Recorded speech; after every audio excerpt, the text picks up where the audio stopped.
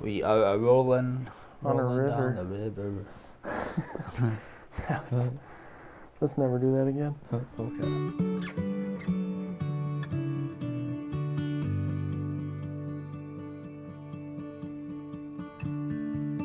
Well, so we both really enjoyed the gospel today. That's right.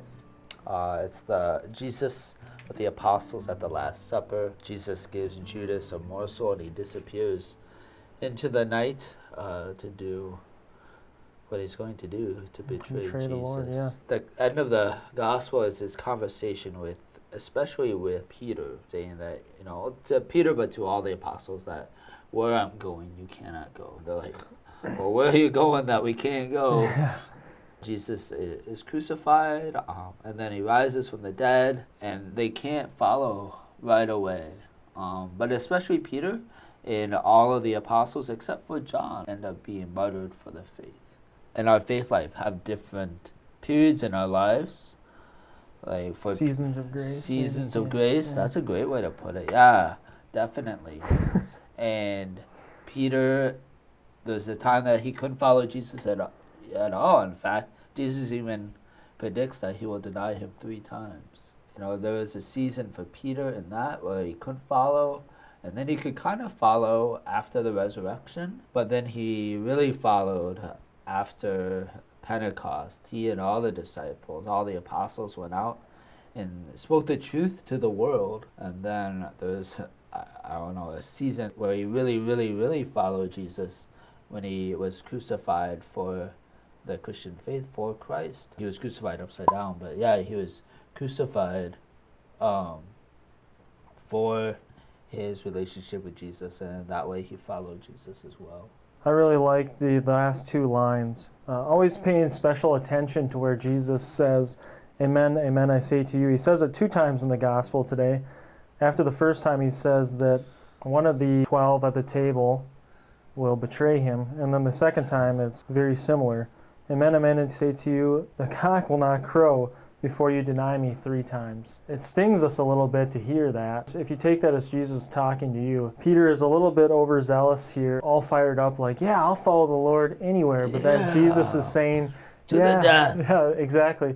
But Jesus is saying, yeah, you're not actually going to succeed 100% in that just yet. So later he will, but not yet. That'd be kind of tough to hear, but it's kind of a metaphor for our life. There are still some ways that we're all fired up for Jesus at some points in our life, but when it really comes time to say yes to him, when people challenge us, as Peter will be challenged later, it's not always that easy to say yes or to follow the will of Christ or to die for Christ in that way.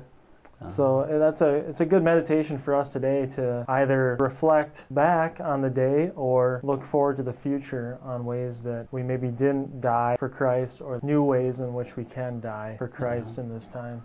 Yeah, to really pray and ask what the Lord is asking us to do.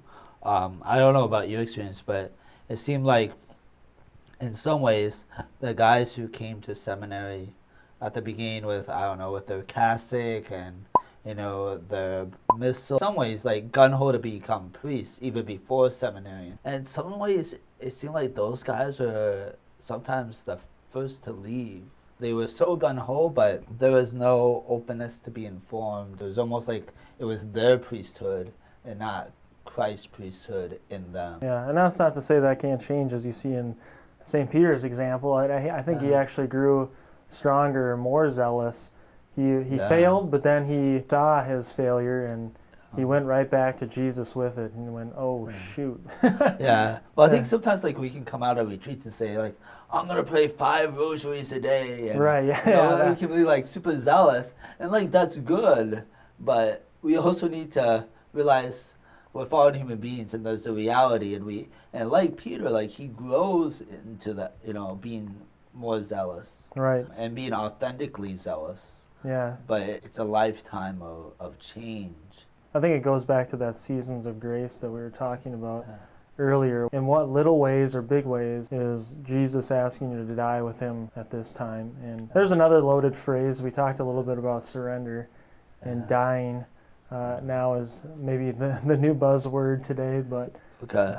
Yeah. Yeah, I know, just like in my own life, there's no way I could have gone to seminary out of high school, even though some guys do. Yeah.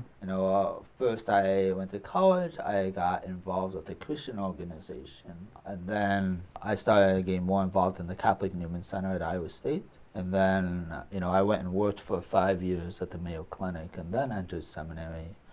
And that was the different seasons of grace that the Lord needed to lead me through. It's for me to figure out my lifelong vocation. Right. But there's no way I could have skipped those steps to get there, that all those steps were necessary for me to be ready to say yes to Christ and say yes to his priesthood. I would definitely agree with that. You already know a little bit of my story as being a student and first hearing the call to priesthood, but I would certainly mimic what Father is saying about just not really being in a mature enough spiritual level to be in that role coming out of high school.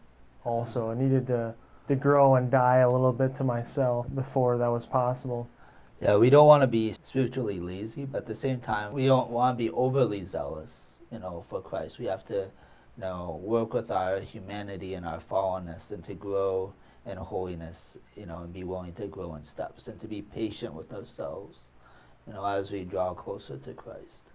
That it is a process, that there are seasons to that growing in holiness and going closer to Christ. Well, I think that's a good amount to chew on for today. Spend some time to reflect on how to act as Peter did maybe after the fact. Like, where have I lacked in my dying to Christ in this time, and just give that over in this week, especially this Holy Week, as we meditate on Christ's suffering and death. I think that's an appropriate thing to take to our personal reflection. So thanks for joining us for another episode. Take care and God bless. God bless. I don't know what episode we're on. Yeah, I think it's probably like 15. 15? That sounds right, actually. Wow, we got right to it after you arrived. Yeah. Day after, I was put right to the grindstone. Along with the dishes. Yeah. Although, you did also take apart the dishwasher, which wasn't working in the first place. I thought it'd be nice to have it working so that we could use it. But maybe someday it'll start working. Yeah, maybe. Yeah. Okay. We'll bless it after this. Okay, sounds good.